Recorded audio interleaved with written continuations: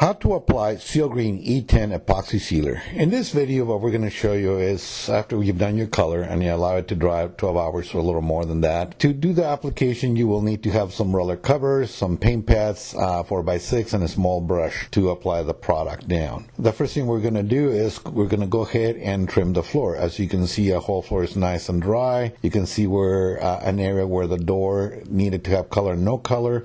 We always seal a little over that to make sure that that edge is nice and sealed together. So the first thing we do is assemble our 4x6 pad. This is going to be our trim edge. Instead of brushing every corner and bending over, we have discovered that this pad attached with a adjustable pole works really well, so you can get into the big and little areas of the floor. Once you get your E10, the first thing you're going to do is you're going to pour some of that in the base of your paint tray. We like to use a plastic paint tray, so that way as we drag it around the floor, it does not scratch the floor itself. We try to do as little bending as possible, so it's very simple to do this and not very tiring. As you can see, he's going to get his pad nice and soaked and then drain it a little bit and make sure that it's going to apply a nice even coat. When you trim, because the pad puts a lot of material in it, there's only the need to do it one time. As you can see, because it is a 6-inch wide pad, it's going to give you a really nice 6-inch frame all around the room. So this is the first step in sealing the floor, is to go ahead and trim the whole floor, go through all the edges of the floor and get it all covered.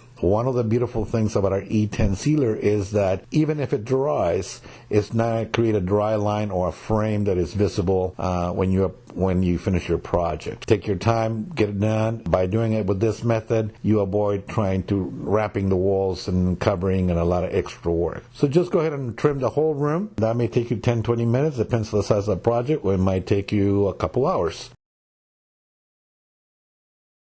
Now the next step is to go ahead and roll our whole floor. Using a 1/2-inch snap roller, in this case we have a 9-inch roller. If you have a larger project, you can use larger rollers, but it's a 1/2-inch snap roller on a roller cover with a pole. We go ahead and use what we call the pour and roll method, which means is that we pour actually the material on the floor about the size of a pancake, and then we go ahead and roll it out. As you can see, there was some left over in the tray from the trimming. We go ahead and pour that on the floor itself, and then we add a little extra. Initially, in the first time that you roll, because the roller is new, it's going to soak a lot more material, so you will have to put a little extra material on the floor. After that, a pancake size amount on the floor is about the right amount. There is no need to get to the edges because they're already trimmed, so now it's a lot easier to just go ahead and just roll the entire floor evenly. As you apply the first coat, you will notice that the color itself looks like it's getting wet and it's acquiring a richer look in color as well, and some gloss. Now,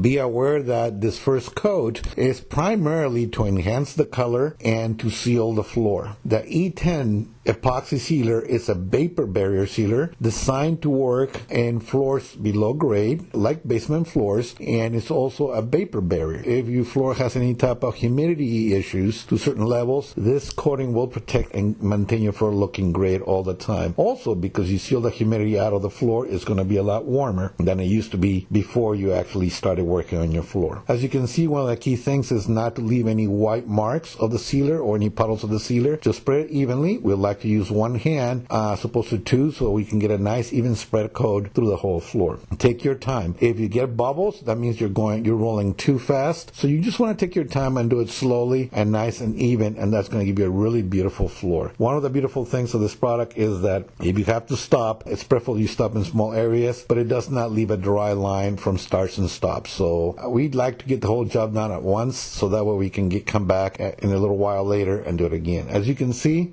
once you finish applying, it looks all wet. About 60% of the coating will soak into the concrete, so when you get back, it's going to be kind of a semi-gloss in some areas, a little glossy in others. Usually we want to give it an hour to 2 hours drying time before we get back and put a second coat, or E10, which is always required, especially in new floors like this one. First thing you need to do is make sure to touch it, that you don't stick, that it's nice and dry. And now the beautiful thing about the second coat is that you're going to follow the same process using the same roller that you had before, and then just roll it out. there is no need to trim the walls anymore because the initial trimming puts enough amount for 2 coats. So now you just go ahead and follow the same process of pour and roll. You're going to have to be more careful because the second time the floor only gets glossy, the color does not really change anymore because the first coat created that color enhancement change. So make sure that you cover the floor evenly through the whole area. Once you're done with that process, the next thing to do is basically just continue applying the product, pour and roll, pour and roll, pour and roll until you get it all done, and then just let it dry. If you're going to be applying some other coatings, it's best to leave it at least overnight or 12 hours before the next coating